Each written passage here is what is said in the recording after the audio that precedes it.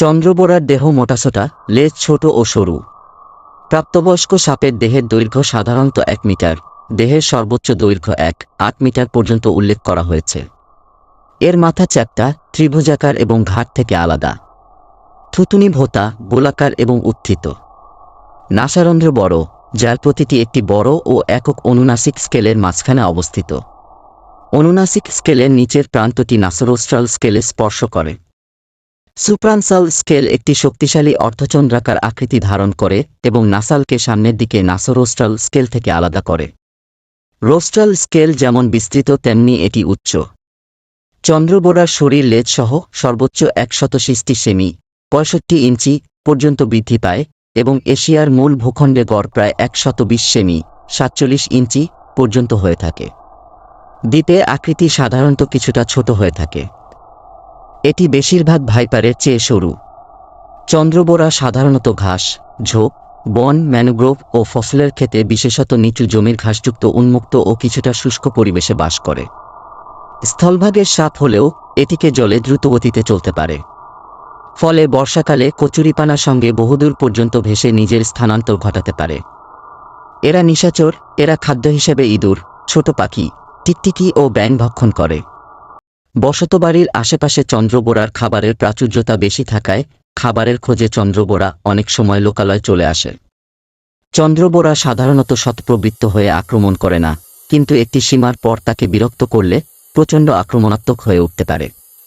পৃথিবীতে প্রতি বছর যত মানুষ সাপের কামড়ে মারা যায়, তার উল্লেখযোগ্য একটি অংশ এই চন্দ্রবোরার কামড়ে মারা যায়।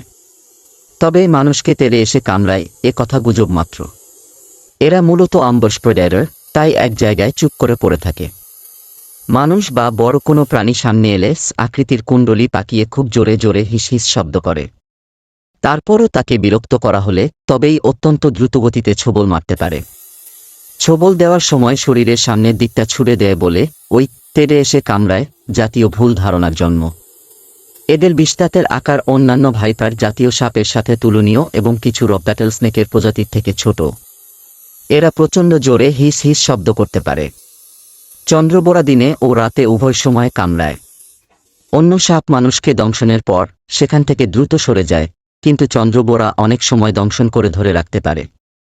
অন্যান্য সাপের মতোই চন্দ্রবোরাও সাধারণত মানুষকে এড়িয়েই চলে, কিন্তু লোকালয়ের কাছাকাছি খেতে কিংবা ঘাস জমিতে কিংবা অনেক সময় ইঁদুর শিকার করতে লোকালয়ে ঢুকে পড়ার ফলে মানুষের সঙ্গে এর সংঘাত প্রতিনিয়ত বেড়ে চলেছে। প্রতি বছরই উল্লেখযোগ্য সংখ্যক মানুষ কেবল এ সাপটির কামড়েই প্রাণ হারান। আক্রমণের ক্ষিপ্র গতি ও বিষের তীব্রতার কারণে কিলিং মেশিন হিসেবে বদনাম রয়েছে সাপটির। তবে এই সাপ সম্পর্কে নানা অতিরঞ্জিত গুজবও ছড়িয়ে পড়ছে। সাপ সাধারণত ডিম পাড়ে এবং ডিম ফুটে বাচ্চা হয়। তবে চন্দ্রবোরা সাপ ডিম পাড়ার পরিবর্তে সরাসরি বাচ্চা দেয়।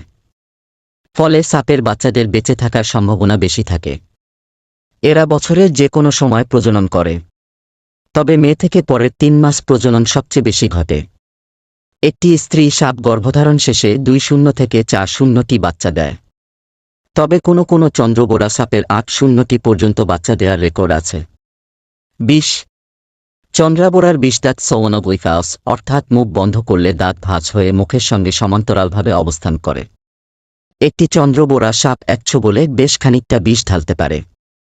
পূর্ণবয়স্ক সাপের ক্ষেত্রে বিষের পরিমাণ 130-250 মিলিগ্রাম, 150-250 মিলিগ্রাম এবং 21268 মিলিগ্রাম মাপা হয়েছে। 7-9 সেমি (3-1 ইঞ্চি) গড় দৈর্ঘ্যের শিশু চন্দ্রবোরার বিষের পরিমাণ 8 থেকে 79 মিলিগ্রাম, গড় 4-5 মিলিগ্রাম অবধি দেখা গেছে। লক্ষণ। সম্পাদনা। চন্দ্রবোরা সাপের কামড়ে তাৎক্ষণিক ক্ষতস্থানে ব্যথা শুরু হয় ও কিছুক্ষণের মধ্যে ক্ষতস্থান ফুলে যায়। রক্তক্ষরণ এর একটি সাধারণ লক্ষণ। এছাড়া রক্তচাপ ও হৃৎস্পন্দনের হার কমে যায়। প্রায় 1/3 ক্ষেত্রে বমি হয় ও মুখমণ্ডল ফুলে যায়। যথাযথ চিকিৎসা না নিলে 2.5-3.0% ক্ষেত্রে কিডনি অকার্যকর হয়ে যায়। চন্দ্রবোরার বিষ হেমোটক্সিক, অর্থাৎ এর প্রভাবে লোহিত রক্তকণিকা ধ্বংস হয় ও বিভিন্ন অঙ্গ যেমন ফুসফুস, কিডনি ক্ষতিগ্রস্ত হয়। দ্রুত চিকিৎসা নিলে ও 70 অ্যান্টিভেনম প্রযোগে বিষক্রিয়া সম্পর্কিত নানা শারীরিক জটিলতার হার বহুলাংশে কমানো যায়। ভারত, বাংলাদেশ, শ্রীলঙ্কা প্রভৃতি দেশে বিষধর সাপের বিষ প্রতিরোধের জন্য যে ফলোয়েবল্যান্ড অ্যান্টিভেনাম ভারতের হ্যাফকিন ইনস্টিটিউট এ তৈরি প্রযোগ করা হয়, তার দ্বারা চন্দ্রবোরার বিষেরও প্রতিরোধ সম্ভব। 2016 সালে কোস্টারিকার